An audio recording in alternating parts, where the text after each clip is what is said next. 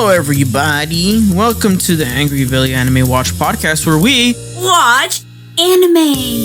Oh boy! Today we got 3 episodes on deck. Episode 321 to episode. Sorry, I said 3. Jesus Christ! Episode 20. I was like, that's a lot of episodes. Episode 21 to episode 23. We're in the final stretch here. Mm-hmm.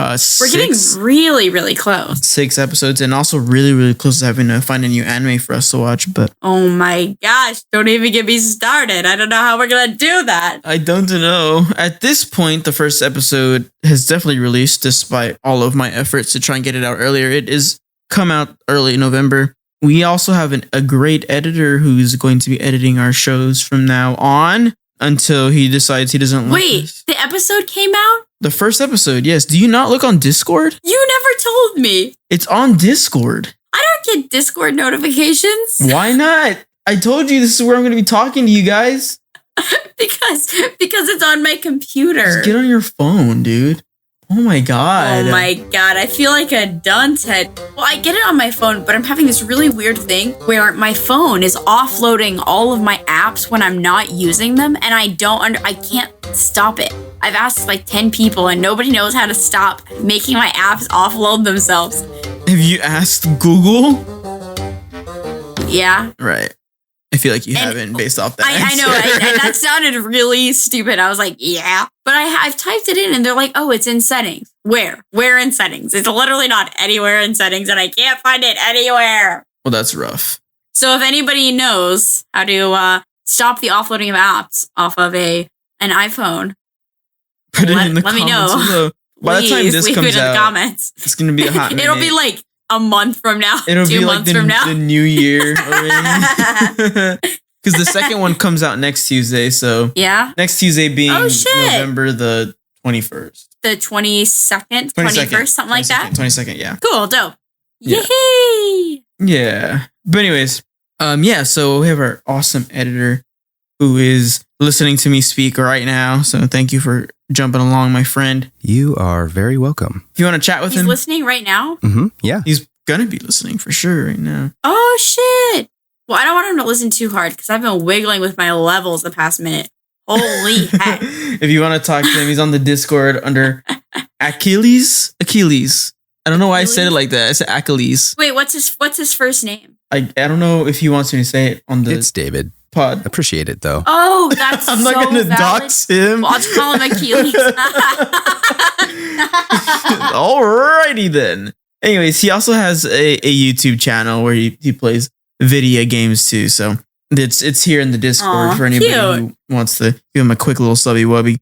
But anyways, moving on. How are you today, Katie? Oh, I'm tired, but today I went to my first Zumba class, which has been a bucket list for me recently. So, feeling good, feeling tired, just jamming, Jamming with Edward. Shut up. Oh my You're gosh. just jamming with Edward right now. That's cool. That was pretty good. That was pretty timely. I try. It's very topical right now. Yeah. Yes, it's cool, man. It's cool. We only have 3 episodes today, so this is going to go by kind of fast, I guess, maybe. I know, but we're so close to the end. I'm going to be so sad when the show ends. Like, I've really enjoyed it so far. Yeah. But I have no idea where we're going. Maybe we should talk about this more at the end. Anyways, the first episode we're going to talk about is episode 21, Boogie Woogie Feng Shui. Interesting episode, but Jet gets a mysterious note from an old friend Pao and finds himself teaming up with his daughter who uses feng shui to decipher it. The two are also chased by syndicate mobsters also searching for him. How do you feel about this episode, Katie? See, it's not a good name. A mutual friend of ours, Dylan, has this thing where whenever he thinks something is mid, he'll find a way to put mid into the title. And there's not really a good way to put mid into the title of this. I mean, but if I could, I would. In my opinion, there are some shining lights throughout this, and we'll touch on them as we go through the play-by-play. But this is technically the lowest rated episode here on IMDb.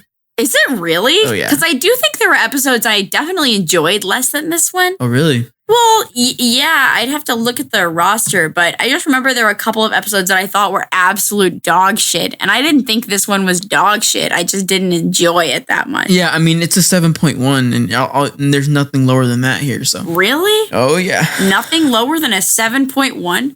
That's kind of wacky, though, you know what I mean? Yeah, it is a little wacky. Yeah, but I have a lot of thoughts. I'm ready to discuss. Let's talk about it. Opens on a bustling city. Yeah. Where are we at? We don't know quite yet. Jet does a little bit of a narration here, voiceover style. We're talking about a letter he received from an old acquaintance. A part of the letter is I say letter. Is it a letter? I don't know. It's like a letter. message. I think they say message. Is it a letter? I can't remember. I think that's because I just watched it. It said, seek the sacred beast from the Anzan. I don't know what that means. And I feel like maybe I didn't quite understand what it meant, period. But that doesn't really matter because they spell it out for us. But when he said sacred beast, though, a shot of Ein flashed on the screen. And I thought the whole episode, I was like, oh my God, like he's going to be the sacred beast. It's going to be a huge reveal. Pao was the messenger, and they say that he figures it out later. And Jet is a cautious individual, so he decides to investigate him. So he's investigating and stuff, he's trying to figure it out. His voiceover reveals to us that Pao is one of the 3 great feng shui masters on Mars. So then we get a location. Location alert, ladies. We're on Mars. His findings lead him to a graveyard where we see Pao is dead. We see a tombstone there. A girl jumps out from behind a tombstone. And then some people in some suits decide to start shooting at them. She protects our good friend Jet. A classic. Of course. They take cover and they begin to run away. They end up in the water because she's like, hey, let's jump on this bus or this boat or whatever. Okay, let's jump off now. Music was really good in this chase for some reason. I was like bopping my head. I feel like Cowboy Bebop has these moments where the music's like so good for no reason. And in some parts, I'm like, I wish there was music there, you know? Yeah. Like, I don't think I've ever had a situation where like the music was not good in the show, at least.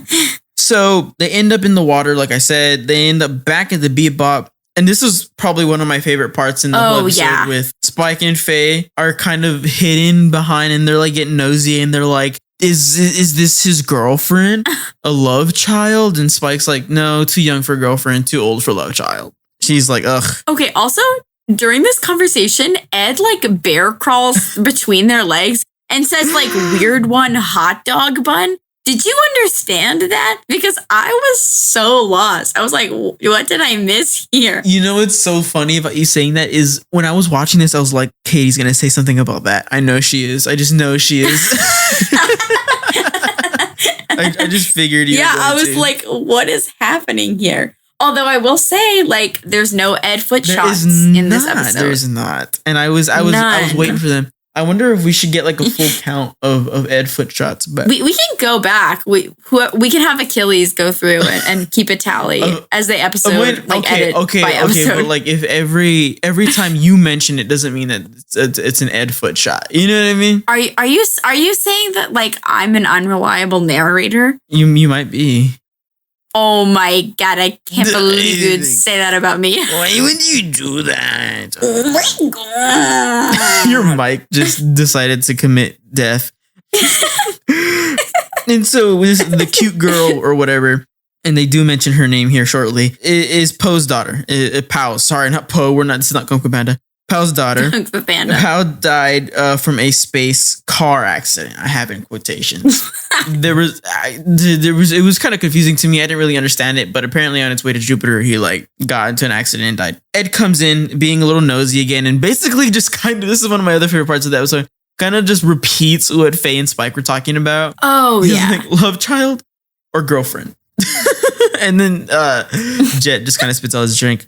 3 days before the death, we find out, it's been 3 days since Pao died, and he sent the message to Jet before he died. He was still alive when he sent this message. Oh, also, this was a fun scene because we got to see Jet's arm, and we like never see Jet's full arm. I thought that was delightful. I didn't even think about that. Well, you're big brain over here. It was just weird because I was like, wow, this is like so cool. And I mean, also having the one robotic arm is like it's a fun trope. I mean, Luke, Bucky, it's just kind of a fun thing. And who knows? Maybe Jet was the first, but it's fun to be able to see it in all of its detail.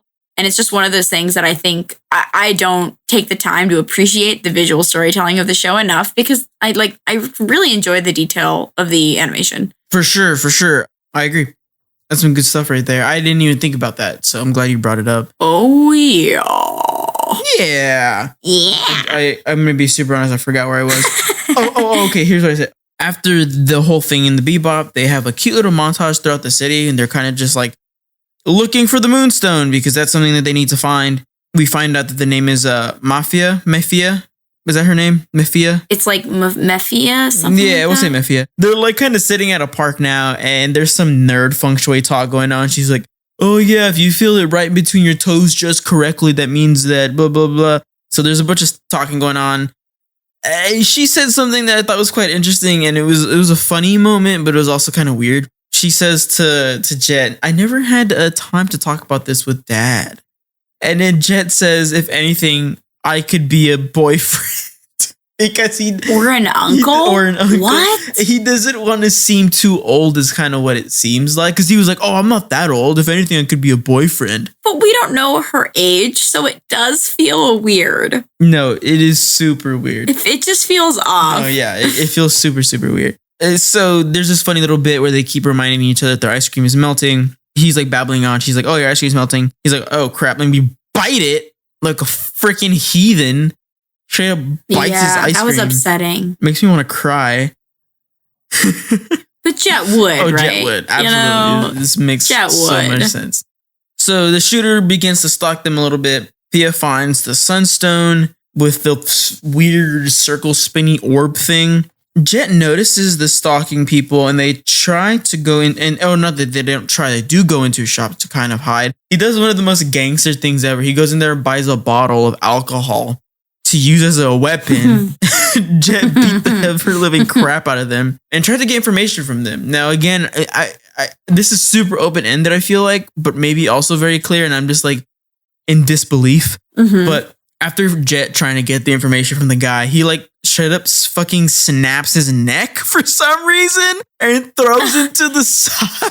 And then like two children run over to the body. Yeah. I didn't understand that. I was like, are they scavenging his dead body seconds after he was killed? That was my question. And I'm like, okay, maybe Jet just choked him out and that, but it very clearly looked like he snapped his neck, right? It really did, because I had the same thought, and I'm like, that feels very out of character for Jet. Oh, absolutely. I was like, okay.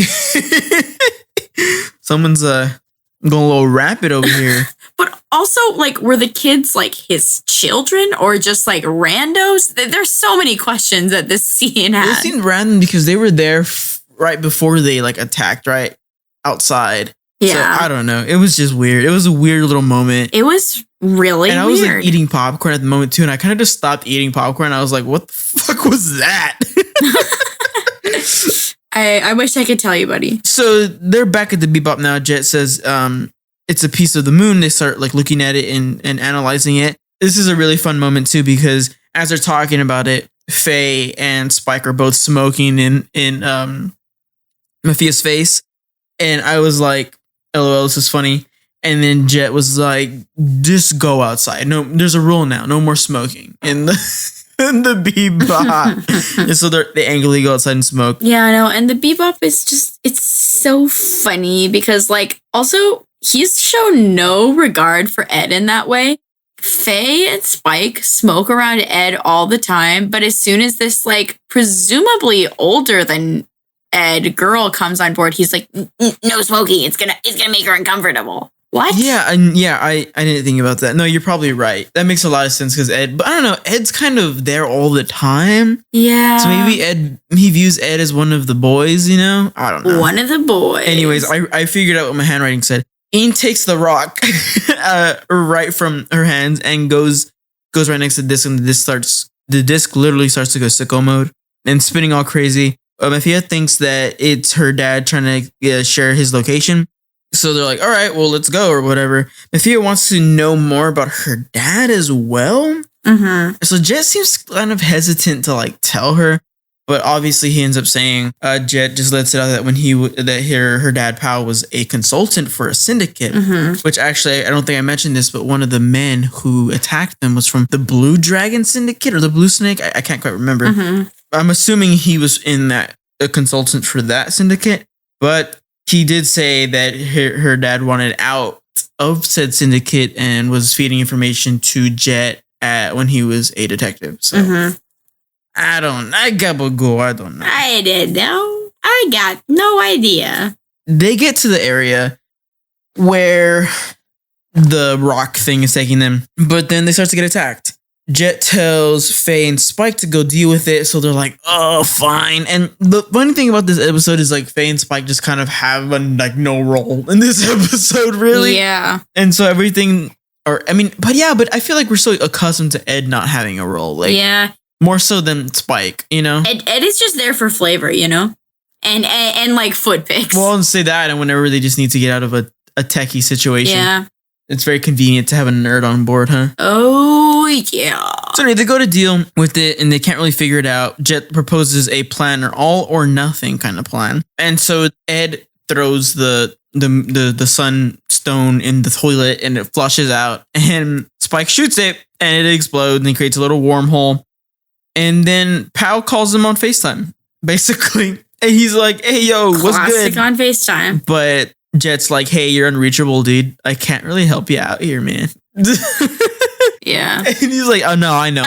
And he's like, it's okay. Like, I'm losing oxygen anyways. Tee-hee. And he's like, well, what the heck? And he's like, he used feng shui to manifest them to appear. Whatever the hell that means.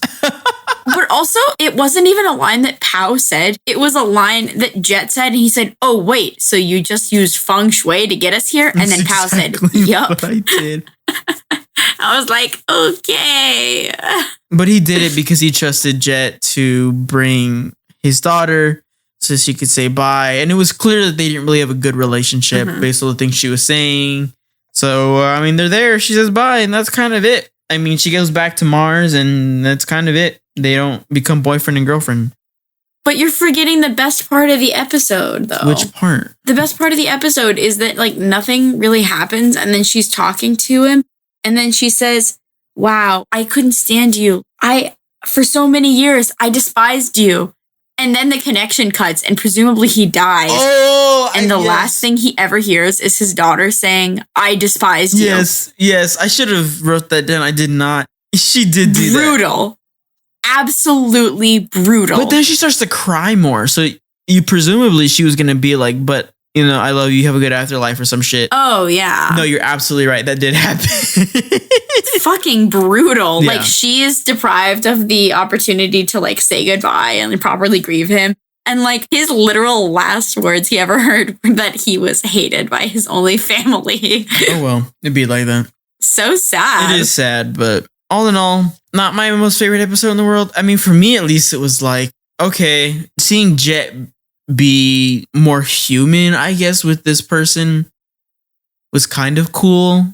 I guess, but it's like he has the line where he's like, wow, well, the only thing we have left is all or nothing. But it's like you said 10 minutes ago that this guy was an acquaintance. I don't understand why he's trying so hard and why he cares so much about these randos. But I don't know, my biggest issue with this is at the end of the episode, literally Jet has a voiceover and they're just showing B-roll of Mars and stuff. And he says, and then we went back to the Bebop and nothing really changed. And I'm like, yeah, oh yeah, everything went back to normal. Yeah. That's my biggest issue with this episode is I'm like, okay, we have 5 episodes left in the series. And that felt like a complete filler episode and nothing changed. The characters themselves, none of our main characters experienced change or growth because of that episode, I feel like. Yeah, I agree. I can see why it's rated where it is, at least on IMDb. However, like I said, I do think there were some fun moments, but overall, I kind of had to push myself through this episode a little bit. Yeah. Which, to be quite fair, for it to only be that one episode for now is not bad. Yeah. It could be worse, Yeah. Otherwise, in my opinion, moving on to the better episode of the chunk, episode 22, Cowboy Funk. You thought episode 22 is the best of the I thought chunk? it was so fun. I thought it was so fun, but I prefer the last episode. Interesting. Well, you can be wrong sometimes. Oh my gosh. Okay. Cowboy Funk, episode 22. A serial bomber is trying to blow up skyscrapers, but Spike is more concerned about an American Western-style cowboy on horseback that hinders his attempts to catch the bounty. How did you feel about this episode? I thought this episode was so fun. And it's like, so the first episode feels like a great blend of cowboy and then also bebop. And this, and then there's a lot of episodes where it's like all bebop. This episode felt like all cowboy. And I thought that was so fun. For lack of a better comparison, I really enjoy when it leans fully into one part of the subgenre. It just felt super specific and super fun. This whole episode, I was super engaged. It also just like highlights Spike's biggest downfall, which is like so much of his own self-interest. But it was so funny. Yeah. I just enjoyed this episode. It was delightful. I did enjoy this episode as well. Like I said, my favorite of the chunk. But let's jump right into it. So we open up right on a sussy guard, placing a teddy bear on what seems to be a rail. So he's kind of like grinning and smiling, like, hee, I'm doing this, hee. And he's on the escalator going down. And Spike just appears behind him and is like, hey, is this yours? And just hands him this teddy bear. And the look on this guard's face was hysterical. He was just so surprised and dumbfounded that Spike was handing it to him. And he was like, and he goes, Spike calls him the Teddy Bomber, or Teddy Boomer, sorry. And he was like, you know who I am? And he goes, oh yeah, I do. And he's like, okay, Spike Spiegel. And then he was like, oh, you know who I am? He's like, yeah. The Teddy Bomber says that criminals never want to be caught by Spike Spiegel or Andy.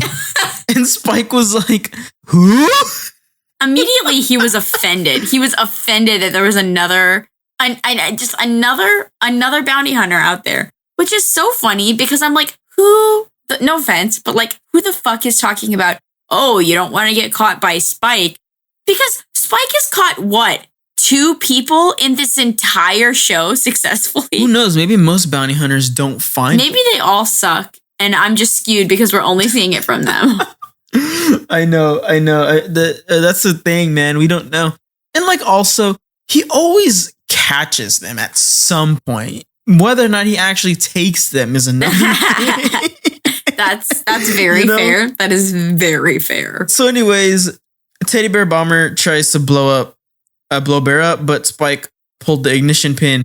He's like, ooh, look at this. I just did an anime move here. Teddy Bomber reveals he has 2 more and he's going to blow up. But a suave cowboy, like in the middle of this altercation, a suave cowboy bursts in before he could push the buttons on his wrist. And he immediately says that Spike is the Teddy Bear Bomber. Which is so funny because if Andy is a bounty hunter, which he is, he would have seen Big Shot. Mm-hmm. And Big Shot always shows the photos of the bounties. Right? So wouldn't he, in theory, know what the Teddy Bear Bomber looks like? And he would know that the Teddy Bear Bomber would not be a tall, lanky guy with big, fluffy hair. I literally didn't even think about that. Right? It's oh my gosh. Interesting. And their whole like conversation back and forth was so funny. So obviously it leads to the Teddy Bear Bomber blowing up Boomer. I keep saying Bomber. Blowing up the building. And this was really funny because as he's running away, Spike tries to go catch him. And when I say him, I mean the Teddy Bear Boomer. And Andy gets a rope around his neck, a lasso, and pulls him back. And Spike is like, dude, what the actual fuck? And it was just really funny. I just thought it was a really fun altercation. So obviously the building does get blown up. Back at the Bebop, for some reason in the background, I don't know if you caught this, but Ein was wearing the wig. That's literally what I wrote. I literally wrote Ein wearing wig, ! Question mark. And so obviously Spike is talking to the Bebop crew about what happened. And they're like, oh, he's totally lying. You could have made him a better story than a horse, blah, blah, blah, blah. And of course, Ed proves Spike right by using Ed's fancy computer. And it comes out that Andy's a very destructive bounty hunter. Has a lot of accounts against him about blowing buildings up, injuring people, blah, blah, blah, blah, blah. Louis, I'm gonna cut you off right here. I'm gonna go on a little. This is my little rant, okay? My little rant to the episode. I know we talked like maybe a couple of episodes ago of that I thought Faye had fake boobs, and here's my issue. Okay, the shot is like it looks like we're looking from the perspective of Ed's computer, right? Right. So we're looking at the whole Bebop crew as they're looking at us at the screen, and Faye's breasts. There's like a 2-inch gap between the top of her breast, normal, right? But then they stay separated as she is leaning over. That simply not how physics works. Simply not how that works.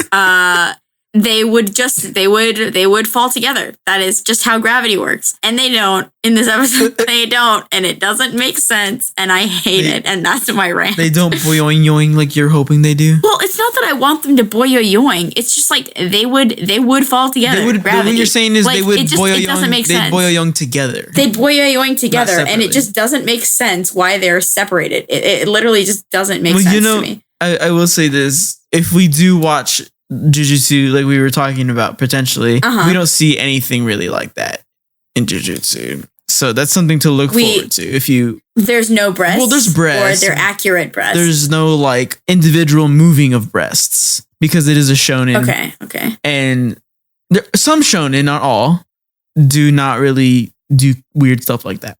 I digress. Well, they can show the breasts as long as they show them like accurate to what gravity would do. You care about physics is what it is. I care about physics. Interesting. You know, I'm like the boob Lorax. All right, well, good. You speak for the boobs? I speak for them. Okay. I speak for the boobs. As I was saying, Andy is very destructive. And they're like, who does that sound like? Spike. They decide they're going to go catch the teddy bear bomber. Boomer, Jesus. And they go to a ball. That's where he's going to be next. And they're like all dressed up or whatever. And he is... This is the funniest part to me. This is the funniest part of the episode. Because I'm sorry, you're trying not to get caught. You are known as the teddy bear bomber. Fucking boomer. The teddy bear boomer. And you're going to dress up like a giant teddy bear? Like, that's super inconspicuous? I don't get it, but whatever. It is very conspicuous. And he looks... He just looks so dumb. He does, and right? So they're all dressed up or whatever. They go to the ball to catch him. And of course, when they catch him... And also... Jay is dressed up as a freaking stoner hippie. A stoner dude. Oh my god, as a hippie. It was so good. He said peace, man, like every 2 seconds. But anyways. Oh, also, that's what I picture Joe looked like in the 1960s. I think we've said it before, but Joe Carpenter is our mentor. What a guy. And a best friend. Yep. And so as they have the altercation with good old TB, Andy pops in. He shows up and starts to accuse Spike and Jet of both being the teddy bear boomer. Again, it's just so funny. Like, he has no recollection of meeting Spike the day before and was just... Which pisses Spike off. Yeah, it just sets him off. Like, he's so upset about it, dude. And I just can't. It's iconic. Good. This episode's fun. And as they're arguing about it, the teddy bear boomer gets FOMO. He literally is like, why aren't you guys paying attention to me? This is about me. I'm making things bad happen. He goes, you know what? I'm blowing up this ball. And he just blows it up. And he's escaping on a vehicle. And as everything's going down, Faye gets onto the horse, into the elevator with Andy, and she gets on the horse. Also, before this, Faye found him attractive. Just throwing that out there. And so Andy and Spike cause a lot of damage because they're like shooting each other, which at first it kind of seems like maybe they're shooting at the teddy bear boomer, but then you kind of realize they're like shooting at each other instead. They're like totally ignoring him. And he like crashes into some building off to the side, and he's like, okay, they're gonna catch me. And they just kind of fly past him and just keep trying to kill each other. Oh my god, it was so good. So he escapes, obviously. Faye goes home with Andy, but she hates his decor. She's like, oh, I can't. Also, the horse is inside with the stable inside. You can't tell me it smells good in there. Look, here's the thing. If I had a horse now in 2022, I would want it to be with me everywhere. I would. So I get it. I get that life. It's delightful. Well, it's because you're a horse girl. Shut up. She's a horse girl, guys. You don't believe. Shut up. She totally is. Oh my gosh. She had a job over the summer during college for like a year or two, literally taking care of horses. Oh my gosh. In case you're Literally curious. get out of town. So Faye's eating with him and he's like feeding her his own brand of soup for some reason, like canned soup. And he's like, oh, I know you'll find it delicious. And so they're talking to each other and he's like, oh yeah, I'm really one track minded. And I have, this one whole, like when I set my mind to something, I just do it. And she's like, oh, I've met this personality before. And of course, it's thinking of Spike. They go back to the Bebop, or they all do separately. And FaZe also returns with a bunch of his soup. I'm assuming she like stole, because she's like, oh yeah, here's all the soup we can eat now. And Spike was like, I'm not eating that. And they were like, you're just angry because two people who are the same always hate each other. And that's what FaZe says.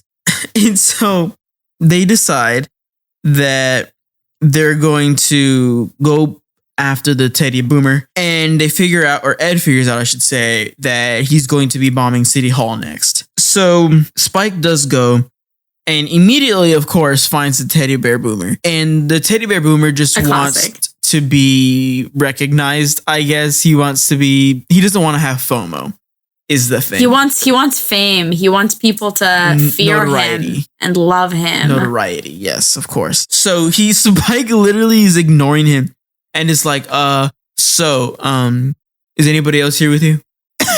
Teddy Bear Boomer's like, bro, what? I'm literally right here. And then possibly my most favorite gag of the whole episode is the reason Spike knows that Andy shows up is because, wait for it, he hears the whistle sound effect when Andy rolls up in the episode. Okay, also, I watched very carefully. So the whistling starts every time this guy comes on screen. His mouth not moving. His mouth not even fucking open. So I don't know where the whistling is coming from. My theory is maybe the horse is whistling. If the horse is whistling, that'd be great. Because I was watching, I was like, this guy's mouth isn't open. So what's up with that? I just thought it was a gag. It probably is a gag. For the sound effect, like for whatever reason he could hear it. Or like, have you ever seen Young Frankenstein where oh my gosh, the lightning striking is a gag whenever they say the woman's name? Anyways, that's just what I thought it was. But it was really good and it was super funny to me. They start arguing and then the Teddy Bear Boomer blows up the fountain. So he gets into an elevator and they start to chase him, but they get stuck in it. And Spike is like, oh, I changed the codes earlier this afternoon. And then Andy's like, oh, well, I changed them this morning. And they're like, if we change them twice, they're now back at where they were originally. And so now they can't get out. And while this is all going on, Faye and Jet do capture the Teddy Bear Boomer. And they're just kind of like, should we intervene? And they're like, nah, we'll just go back to the Bebop. It's fine. And so throughout the elevator is maybe going to explode. They do find a way to escape. Andy has his lasso and they escape on it somehow. Oh, they get out through the top and through the window. And so then they climb to the roof for a showdown, a good old Mexican standoff at the top of this freaking building. And the music's fun. The sound effects are great. Yeah. Spike. So through this, they're all fighting. They're trading blows. They're shooting, marrying each other's moves almost exactly. Spike falls to the floor below him, right? And he's super frustrated because he can't like take this guy out or whatever. In a fit of rage, he punches the freaking desk, dude. And I guess that shockwave from the little punch breaks the floor beneath Andy and throws him off the side of the building. And Spike was like, did I just do that? Like, did I just win? Did I do that? Did I do that? And you just see Andy's hand come up. And Spike's like, all right, I guess I'm going to keep fighting this guy. And then he's like, wow, you, sir, are a true cowboy. Or that punches was of a true cowboy. And I was like, what? He was like, you know what? You are such a cowboy. I cannot be a cowboy anymore, dog. He's like, I'm taking off this hat and giving it to you, Spike. And as he's walking away, he says, see you, space cowboy. And that's it. Oh my God. I literally this whole time, and I mean, I'm still holding out, right? Mhm. Like, I'm still holding out that they have this tagline and they're going to use it for this great dramatic death. I swear to God, Louis, if this is the only time that phrase is uttered in this entire TV show, I'm going to laugh so freaking hard. Dude, whenever she said it, I immediately thought of you. I was like, Katie is gonna hate this. I literally hated it. I was like, really? Really? I was living for it, dude. Oh my God. Because we'll talk more about it when we get to the end. And so Spike goes back to the Bebop and is like, oh, hey, Jet, this is what happened. He was literally no match for me. I freaking took him out fair and square, easy. And he wasn't even a second thought. He listening, just like, yeah, whatever. He's like, okay. So he basically didn't even matter. He was fodder. He was mid. He sucked. You listening, Jet? Jet was like, yep, whatever, dude. And so we see the teddy bear boomer being what I presume to be like transferring from prison or whatever to another prison. And he looks out the window and sees Andy on a horse, for some reason chasing after him, or not because he passes the bus or whatever. But Andy is now a samurai. And of course he friggin' is. Oh my God. It was just so funny. And at the end it says, see you later, Space Samurai. I was like, oh dear God. So good, dude. Oh, this episode is the closest that any Cowboy Bebop episode has felt to being truly camp. Yeah. Oh yeah. Oh yeah. Oh yeah. Thoroughly enjoyed it, of course. I gotta say, man, I enjoyed this episode so much. And it was just so goofy. And it was funny. And I feel like there's some of the things I'm thinking about when I'm watching the show is like, if I were to show someone who isn't like in the Cowboy Bebop, who isn't Cowboy Bebop itself, right? Who wants to watch Cowboy Bebop but doesn't know if they'll like it. It would be this episode, or the other one we saw last episode, the Pierre Le Fou or whatever. These two episodes, I loved that one. These two episodes, I would be like, watch these. This is what the show's Mad about. Pierre is hard to beat. Mad Pierre is hard to beat. Absolutely, because it's like this is two ends of the spectrum. Like that episode is super dramatic, and then this episode is super like funny and dumb. Mm-hmm. That's the end of this episode. I love this episode. One of my favorites. I knew you would like this one. It was so good. I mean, because like anybody who knows me knows that I wanted to be a space cowboy pirate as a kid, and like this was just all the drama, all the space. It was good. Yeah. Are you ready to talk about this third episode? This fucking episode. What the fuck? Now I want to know what you think that I thought of this episode. I want to know you want to know what I think that you thought about this episode? Yeah. All right. I think you okay. Well, I mean, this goes without saying because you already said it, but I thought you were really gonna like this episode. I thought that you were gonna like this episode considerably more than I did. I also think that you were probably like, because you like true drama, and a lot of true drama does end up be around like culty stuff, and so I think it spoke to you for those reasons. Because Katie likes to listen to true crime podcasts. God, don't call me out like that. Anyway, what did you think about this episode? God, Louis, you know me so well. It's so funny because like we'll be talking and I'm like, man, I forget that you know me better than like most people. Yeah. That's basically exactly how I felt. I really liked this episode. For those of you who don't know like me and my tendencies, I will come home and I do. I watch a lot of true dramas and super intense stuff. My partner likes to joke that my favorite genre is like the most stressful thing I could possibly watch. Yeah. So this episode to me felt very like Black Mirror-y. Yeah. Which is totally a vibe that I fuck with. And you know what? We've talked about Miss Gloria here and there on the podcast, but Miss Gloria, if I was like, you should watch Cowboy Bebop, I think this is an episode I would show her because she loves Black Mirror and has been trying to get me to watch it the whole time we have known each other. Like even before we were a couple, she was like crazy. She was like, you should watch Black Mirror. It's so good. It's so good. It's so good. Anyways. I didn't know that about Miss Gloria. Oh, she loves Black Mirror, dude. Oh yeah.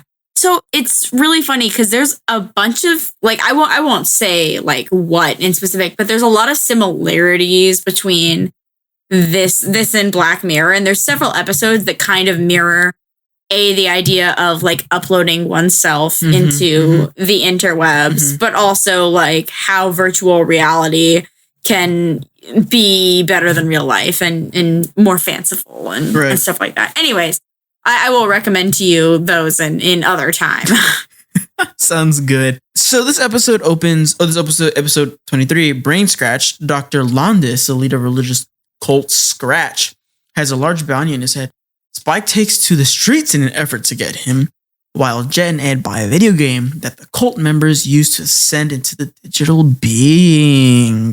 This episode opens with a Scratch promo. Ew. There's a lot of weird soul stuff going on here, like, oh, look into your eyes, your soul, blah, blah, blah, blah, blah. It's super funky. Mind you, this is edited so that they're like flipping through channels basically, and we later find out that it's Spike watching the TV. The first like B-roll with this tape reminded me of that one episode of SpongeBob where it was like the power within. the power within. The power you know what I mean? Yeah. Within. Yes, agreed. Yeah. And as Spike is flipping to the channels, there's news about Scratch going on about, how people are joining it and people are dying and, stuff is happening, whatever. They find out the leader is named Landis, which is what we heard in the synopsis. And that they use potentially a console to read brainwaves or use the console to control people somehow, which we find out is what's going on. It's called the Brain Dreams. It's a virtual reality console, which we know it is. FaZe joined them to be free of her debt-filled life. So she goes in there incognito style, and we see her on the TV, or Spike sees her on the TV and advocating to join the cult because of her debt-filled life. Now she feels fulfilled because she's joined the cult or whatever. And then Big Shot comes on. We find out that Landis has 38 mil on on him. 38 mil bounty. Sorry, I said that weird. Spike and Jet do decide to go after him. And Faye, we cut to Faye. We see her lurking in some rubble in an area. TVs turn on and she sees the fuzzy, snowy stuff on the TV. Ed is looking for Landis on his computer, but is coming up short. Spike and Jet have leads, but nothing's really going on. So we see Spike walking the beat, talking to people. Can't figure it out. Jet goes to talk to Landis' old comrades, and one of them is like, who is that? What are you talking about? I don't know who this person is. And Jet's like, come on, you have to know. And so Jet kind of thinks he's senile, I'm assuming, and just comes up with nothing. Big Shot comes back on, and they're doing their normal Big Shot thing, and they're like, oh, hey, we have nothing on Landis. Also, by the way, the Big Shot show is ending because we have low ratings. Okay, bye. This was so weird. So bizarre. What the frick is up with this? So also Big Shot, it's not like, it raised a lot of questions for me. Do people watch this as like an entertainment thing? Because to me, it feels like a newsy, like... I thought it was news for specifically bounty hunters. That's what I assumed. Yeah. Like if there was a channel that like played for carpenters where like a fun like reality-esque news show where they would tell like where different USITT sponsored jobs were, like that's what that would be. So this was super weird, right? Like low ratings. It did like feel really presumably weird. They're doing this for bounty hunters, and I assumed that this show was paid for like by some rich bounty hunter who wanted like, or that like a syndicate was paying them, or some. I thought there would be some political association. I don't know what I thought, but I don't think this is the end of that. I mean, I personally want to see why, and I want to know why, because this has been like, well, Big Shot is actually one of like the very few constant threads through this whole show. I would agree with that. Yeah, that makes sense. So I don't know. I would really like to see some resolution with that in the next 3 episodes. Well, or maybe we see the reason why, and that's like the last big bad we deal with or something. I don't know. There we go. That makes sense. So they're ending for whatever reason, just like Katie and I were talking about. Faye FaceTimes that she's in trouble and she needs help, but she faints. So we cut to Spike flying somewhere, or presumably to go get Faye, and Jet is not with Spike, but he's looking out for a brain dream to kind of figure out what's going on there. Jet gets one. Well, there's just like, actually I should say this before. he's in a line like at a toy store, which I assume would be like a Toys R Us in whatever their version of Toys R Us was. Yeah. But there's just like a super long line for one. Like they're like selling like hotcakes, like they're like a PS5. Like they really want one of these. I just thought it was a really fun through line to real life. It was giving Black Friday. Yeah. I just thought it was funny. So Jet does get his hands on one and Ed ends up helping him use it to get some more info. So when he opens up the whole console, it's like he puts the helmet on and it's just weird because it's like, oh, join the cult, get more info on the cult. Like it's all about the cult. Yeah. When they were advertising that you could play video games on it. So he didn't really explore that aspect of it. I'm assuming, I guess he just explored the user interface of it, which is super interesting and weird. Ian starts to go sicko mode and is like barking like crazy, and you can see Jet kind of like fading off or whatever. And Jet was gonna get knocked out basically, but Ian bites him and wakes him up, and just like, what the heck? Calls Spike, tells him what's going on. Spike is like, okay, swag, whatever. And for whatever reason, poor Ian has to put the helmet on him. I know, this made me mad. That felt like animal abuse. It did. And well, I think Ian wanted to do it. And Jet was like, I'm pretty sure dogs have brainwaves too, right? Like, we're not like, right? And so, but they are able to get some more info with Ed's help, of course. And so through looking at all these files and Ed doing some tech savvy, whatever stuff, they figure out that Lonnis isn't real. And whoever is the person that is doing this, their signal's coming from a hospice. What? Which is super sad and interesting. So you can already just tell that this is going to go in like a super sad direction. So we find out Spike finds Faye asleep in that same room that she fell in. The TV turns on and it's Lonnis talking about how all these she's in a sleep to death like all the other bounty hunters that are there. With camera pans, we see all these other bounty hunters asleep. Mm-hmm. In there, Jet is trying to make his way into the hospice place to go visit someone, makes up some story that it's Ed's long lost twin brother. He needs to go find and reconcile with her, whatever. And he makes the guard start crying from the sad sob story. It was really, really funny. Jet popped off with this. He acted his ass off. Does he have like a BFA or something? Does he have an acting BFA? Yeah. He auditioned. We're laughing because that was something in our college. Anyways, not important. Where was I? We're talking about them, and then like Ed is in this stupid little dress, and it's like Papa.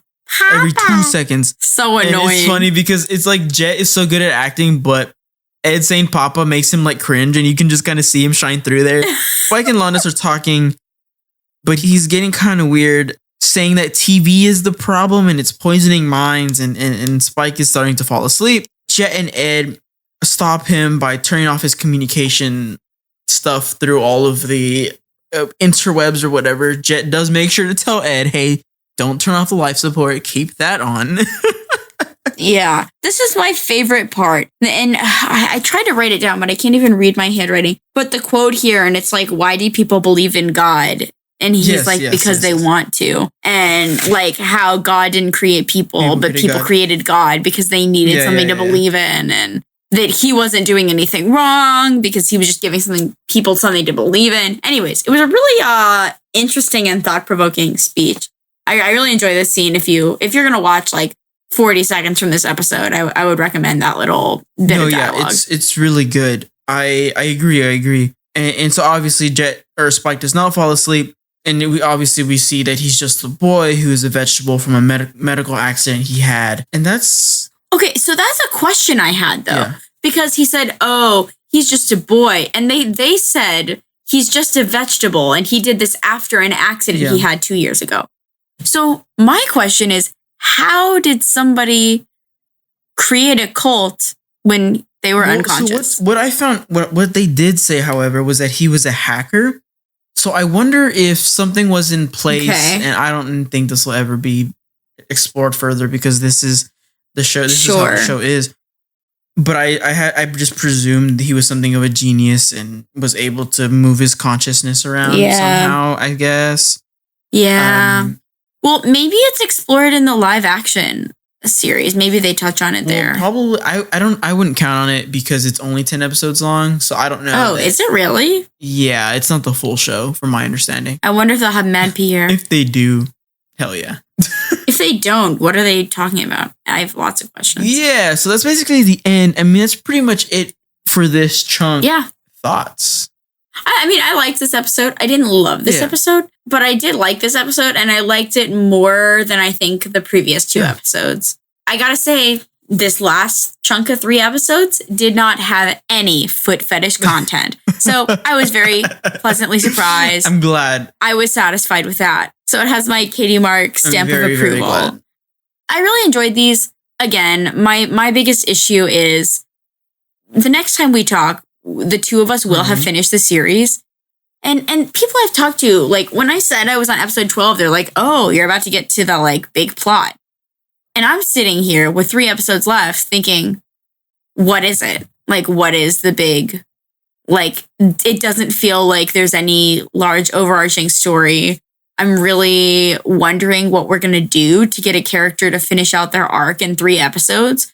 But having so many people told me that this is their favorite show of all time, I do have faith that this is going to be a super satisfying ending to this TV show. And that we're going to get like emotional catharsis and growth. And I just don't know. I don't know how we're going to get to that. So I'm left with many, many questions. And I'm super nervous. I'm super excited to go into the finale of this. I still think we're going to get a major character death. I'm having a hard time envisioning a satisfying ending in which something major does not happen to one of these characters. So, we'll see. Those are your predictions then. We'll see. Yeah. And I can't remember I think we talked about this last episode. It's like, I don't think they would kill off Ed. It doesn't really make sense because Ed doesn't do much. Spike hasn't really changed like much at all since the beginning.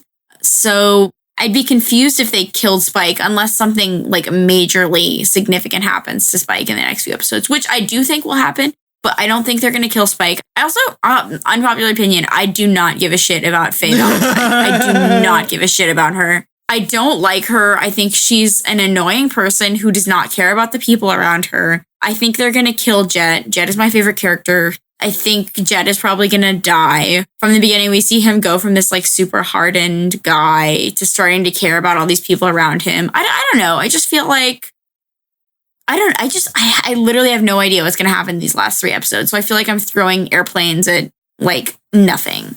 That's not an analogy, but you know what I mean? Yeah. I feel like I'm throwing darts at a board with a blindfold on. So I don't know. I gotta say, I've prepared myself that the next episode is going to be another one of these fun little episodic episodes, similar to what we've been seeing, and I don't think it's going to have anything plot-wise. I've kind of prepared myself for that. I think that the plot is all going to come, a lot of it's going to come from, my hope is that a lot of the things that we've been watching, maybe not all the episodes, but some of the episodes all have a through line, and the last 2 episodes we're going to get some sort of semblance of an overarching story. Yes. Yes. That being said, though, I'm preparing myself for there to not. You know what I mean? Yeah. Just because, I mean, a lot of people saying that this is their favorite show of all time. I understand why. I mean, especially if you watch it as young as you are watching it, it's gonna have some type of sort of special place in your heart. Not to say that it wouldn't be, it's not good at this point, because honestly, I love it. I quite enjoy every single aspect of it. I just think that at this point, maybe you and I in particular, because we're watching this, are more accustomed to an overarching story that we're maybe a little predisposed to be like, okay, what's the big story? Who's the big bad? Like that sort of thing. Yeah. Yeah. Which I wouldn't necessarily say like it's a bad thing, but I think it also, we need to remember that this is also catered for children and to like selling toys and that sort of thing, right? So like, right. The idea that a child would pay attention to overarching story isn't exactly like... It's so interesting because I don't think I thought about that from this perspective. I mean, we're at the perfect age that we're not only used to, but have grown up in the wake of these large cinematic universes and seeing stories and characters that span decades. I mean, we've spent 30 years with the Skywalker saga.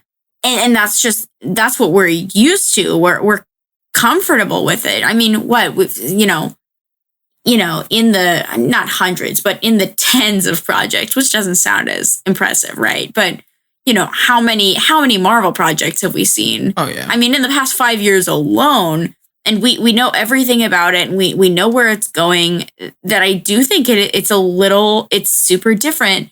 And I think if we end this without having an overarching story, that I think I will just have, maybe I've screwed myself by having the expectation that was going to happen in the first place. You know what I mean? Because I mean, SpongeBob never had an overarching story. No, of course not. Loved SpongeBob, and that was always super fun and satisfying. Well, yeah. I mean, we see a lot of like standalone episodes of like old Teenage Mutant Ninja Turtles reboots. Super fun stuff. A lot of sitcoms, and we're not seeing overarching stories, and I really enjoy them. So maybe in the way that I framed the show in my head, I have screwed myself into an expectation that won't be fulfilled. So maybe I need to reroute before the last 3 episodes and kind of let go of any hopes and expectations I have. Going with a kind of a clear mind. I think that's the way I'm going to approach the situation. And honestly, like, it is a great show. I've thoroughly enjoyed myself in everything I've seen. So I do think that we're going to get an overarching story for sure. I mean, we got the stuff with Vicious and Julia. We're going to have some semblance of a story for sure. That, but we shall see. All that to say, we shall see. Katie. Yeah. Where can people find you if they want to follow you? Well, as always, people can find me at Real Slim Katie, Katie 25 on TikTok, Instagram, Reddit, and Letterboxd.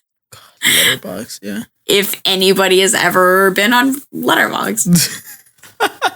But yeah, that's good. I'm just vibing. Find me in the comments of these YouTube videos. I'll definitely be linking at those. She definitely didn't know at this point the first one came out because she doesn't look at the Discord. So shut up. I look at the Discord, but I usually look in like the food one. That's fair. I'm gonna tell you right now in real time how many views we have on the podcast. It's how many is it? I don't know, like 2, probably. No, I'm looking at it right now. Do you want to know how many views we have? No. Okay. No, it's 29. Yeah. Yeah, it's 29. That's not bad. That's not bad. It'll probably be done by this point and y'all will know, but those of you listening, if you're enjoying yourself, I'm looking into starting a Patreon potentially and kind of seeing what that means for us. I'd pay for a Patreon. I think there's going to end up being multiple tiers, and not just specifically for the podcast, but for the channel at large. So right now, at this moment in time, and it might already be done by this point, this one comes out, but we are going to be on Spotify and Apple Podcasts, Stitcher, that sort of thing. So just look us up, Angry Belly Anime Watch Podcast, and go and follow whatever to us. Any kind of interaction you have with your favorite content creators helps a ton. It helps the algorithm be like, hey, people like this person and these people, so go give them a quick follow. Go ahead and leave us a review too. Any comments, that sort of thing. But otherwise, we'll see you next time with the Cowboy Bebop finale. Whoop whoop. All right, guys. Remember to have fun, be safe, and to keep those bellies full. Keep them bellies up.